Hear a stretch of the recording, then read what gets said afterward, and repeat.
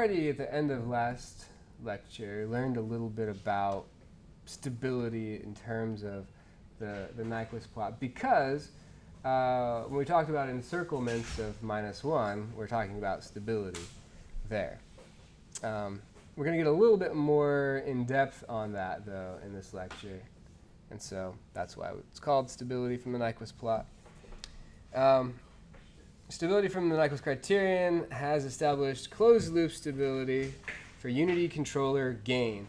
Of course, we would like to learn about the stability for any value of gain k, and the closed-loop transfer function g over 1 plus kgh instead of just g over 1 plus gh. We want to know about stability that changes with the gain and the feedback loop. So, as we did in root locus, when we would so root locus is the location of the closed loop poles for various values of gain k, right? So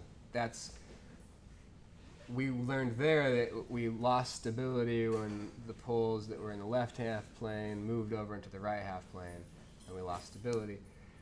We don't have that interpretation here. Of course, with a given system, you could either look at it from the root locus perspective or from the Nyquist perspective, the frequency response perspective. So we're looking at it from this perspective now, and we're going to try to think about stability in these terms.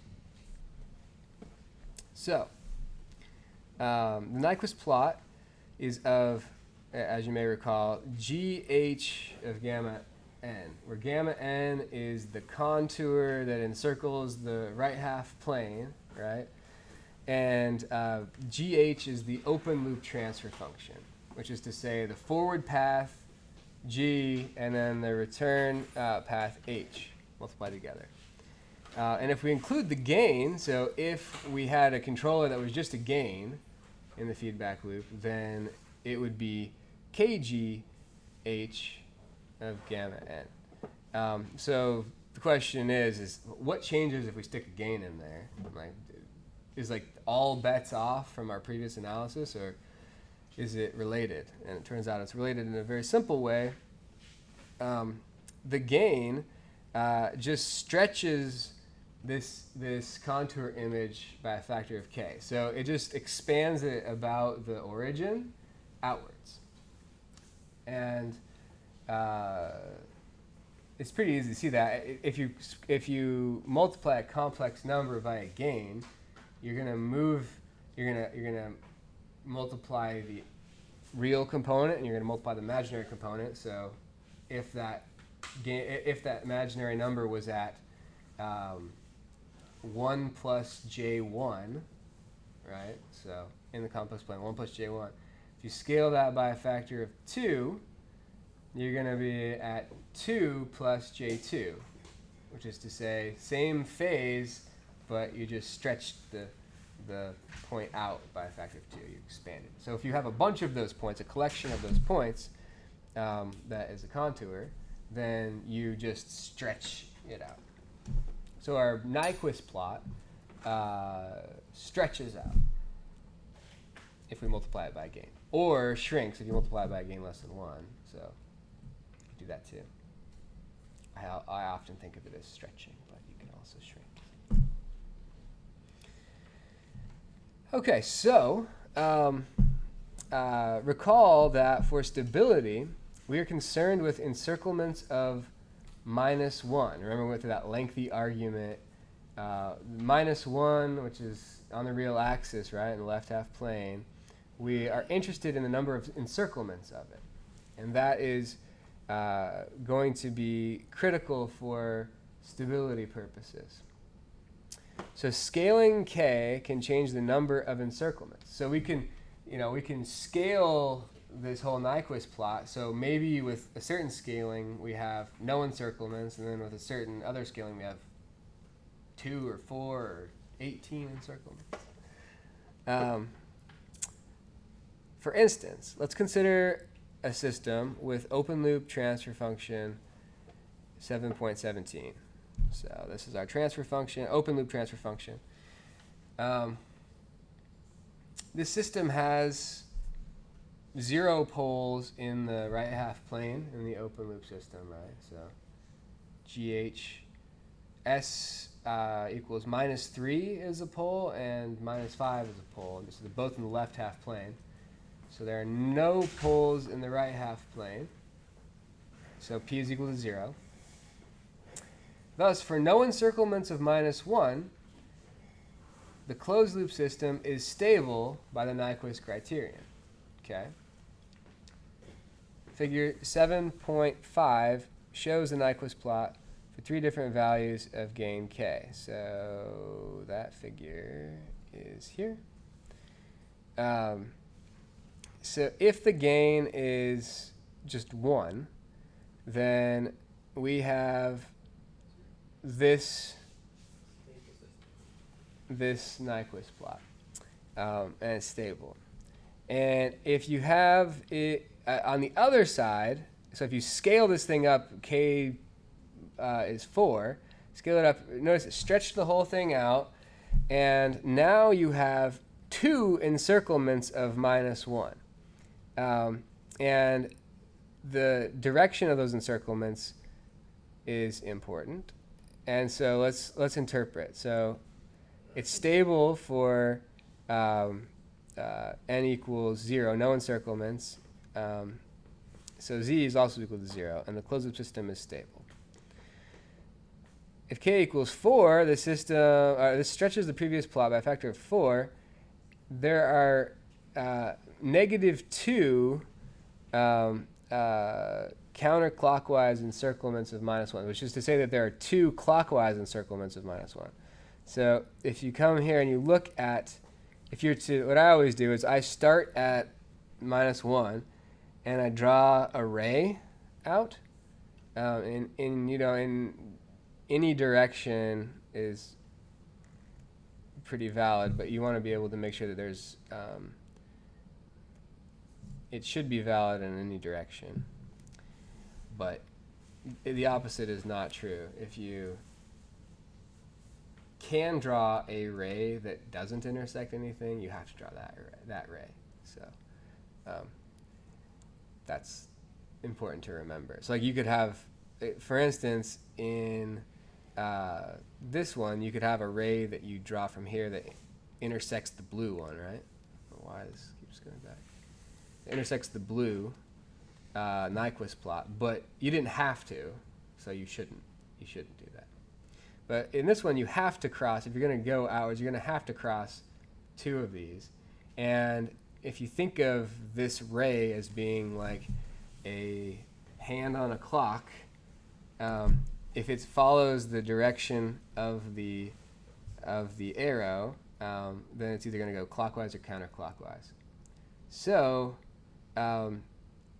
this one here, the arrow is going this way. So this encirclement there is clockwise, right? And then this encirclement here is also clockwise. So it's 2 clockwise encirclements, which is to say n equals -2, because n is the number of counterclockwise encirclements of -1. So since this is 2 clockwise, then n equals -2, -2. Okay. So z is then equal to +2, and the closed loop system is unstable. Okay. So if you increase the gain high enough, your system actually goes unstable. If it's low enough, then it's stable.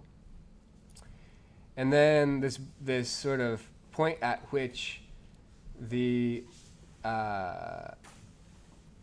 encirclements change from 0 to -2, which is to say when this intersection of -1 occurs, that is marginal stability.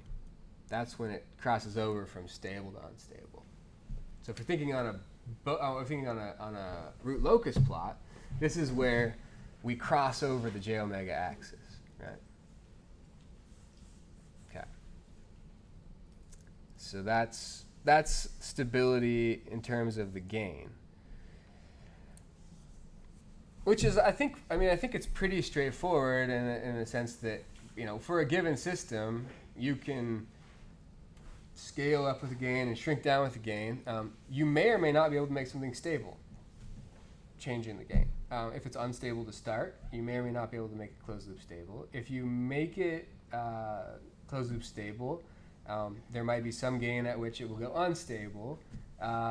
It might start out stable like this one did with low gain and then go unstable if you do the feedback loop. So there are lots of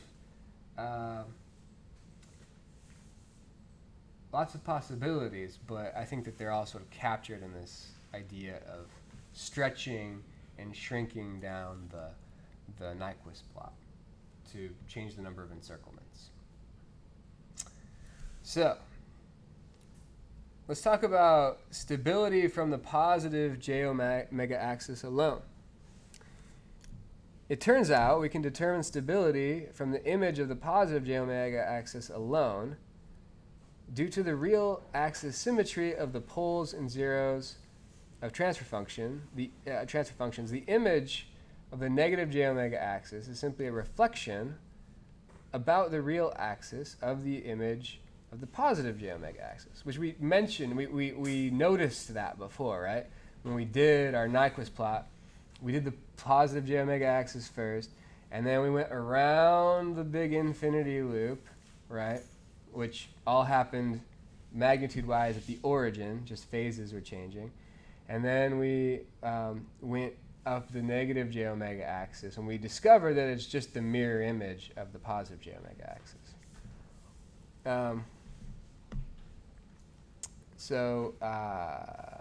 Yeah, nothing that occurs at zero magnitude affects stability, because you're never going to be encircling -1 when your magnitude is 0, right? So that whole infinity part of the contour that we mapped always ends up hovering around 0 and just changing phase, right? But that thing could go in like 50 circles. It's irrelevant to stability because the -1 is over here. So you can be doing circles over here and it's never encircling -1. So that's convenient. So the negative j omega axis does matter, but it's just a reflection of the positive j omega axis, and then this big arc that we mapped to the origin doesn't have an effect on stability. So we can find stability from just the positive j omega axis, and then knowing that we just flip it for the negative j omega axis. The same is true for that which occurs at infinite magnitude, which never intersects the negative real axis. And so that one's a little bit more subtle, but if you go through the argument, and it is also true for poles and zeros on the j omega axis, as this footnote discusses. So we can get away with just working with a positive j omega axis, and the Nyquist plots that you get in MATLAB or Mathematica, they are usually of the plus and the minus j omega axes, and they just ignore everything that happens at infinity and that happens at 0. And the reason they do that is it is irrelevant for the stability of your system. So, and what people are looking at those for is for stability. And it's hard to represent, too, what happens at infinity, what happens at 0. So they just ignore that stuff.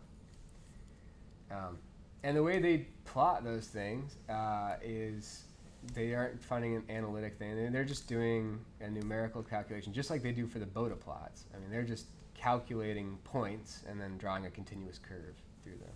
So, and that's why, like, I'm pretty sure. It's over here. When I made this plot in Mathematica, I don't think, or no, actually I didn't make it in Mathematica. I made this in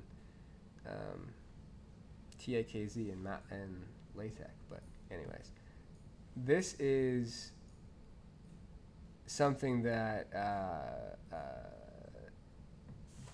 is pretty easy to plot yourself. Like you can just calculate all these points. It's not that tricky. Of course, that's because we have computers doing all of this for us. And when these things were developed, all these ideas were developed without computers being a big part of it, especially this frequency stuff, because this was developed before root locus. So not a lot of access to computing back then. So this was a lot of hand calculation stuff. So graphical ideas, like when we talk about scaling, it's like for an intuition. We talk about scaling it up or scaling it down. We can just plot it and see what it looks like, right? When we vary the gain. We need to know that if you increase the gain, it stretches it, and decrease it, it shrinks it. But they might actually have like a scale out. Plot it at 1, k equals 1, and then like literally scale things out to do your calculations. So that's why a lot of the stuff started out graphical, and it remains so integral to controls. Like this graphical stuff is such a deeply rooted aspect in controls. So it's not just this Nyquist stuff, but also the root locus stuff and the Boda stuff. It's just deeply embedded, and so we're never getting away from it. I think it's a good use. I think it's a good. They're good tools. They're so useful for us today. I just don't focus that much on the hand sketching of things because might as well have them do it. But you need to understand how it works, right? I got to keep plugging that. So, gain margin and phase margin. So these are two things. Like, so who's heard these terms before thrown around? Gain margin and phase margin. So like, yeah, a couple of you have heard of it. This is another topic that is one of the fundamental ideas in control theory that you hear a lot about. So yeah, you're going to hear about root locus stuff, stability, closed loop poles, all of this stuff comes up. And gain margin and phase margin are two other concepts. And we're ready to define them now, finally. We understand why. We could have defined them in terms of Boda plots, but that wouldn't have made as much sense until we got to Nyquist.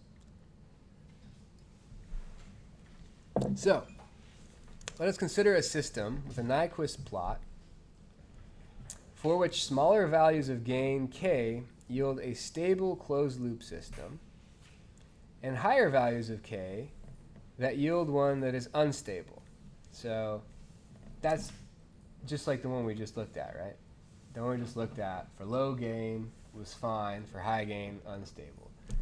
We saw that a lot in root locus analysis too, right?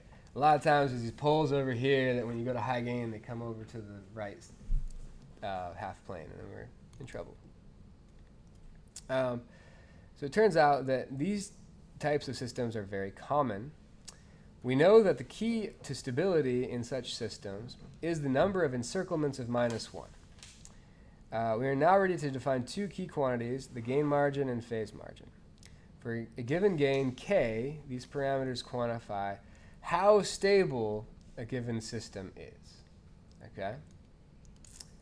The gain margin, gm, is a logarithm of the distance from -1 to the Nyquist plot's negative real axis intercept, -1/a, as shown in figure 7.6. Blast, that's on the next set. So I'll load those in and show you the figure.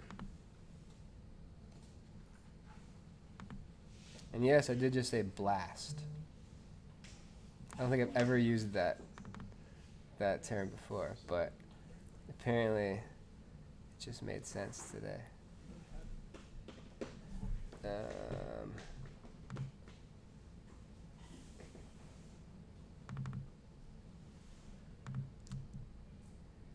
It's not that one, this one. 3 pages. 3 pages. Okay, so this is the figure.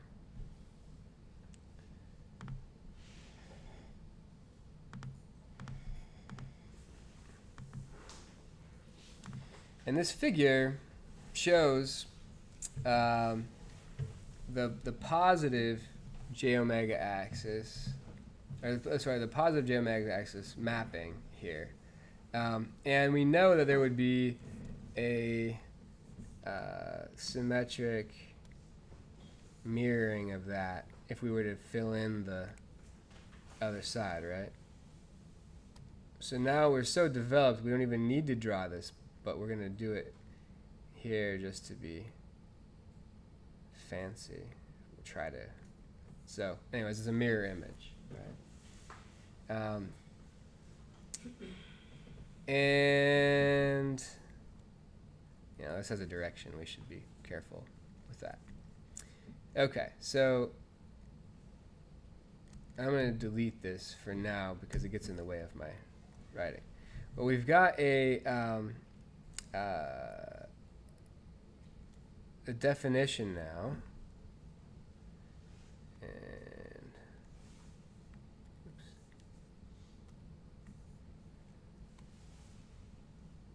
So yes. So the gain margin is a logarithm of the distance from -1 to Nyquist Plot's negative real axis intercept -1 over a, as shown in this figure. So if we go to the figure, we see that the distance to this point is -1 over a. I'm just calling it that. Okay, calling this -1 over a. This intersection here, this intercept with the real axis, and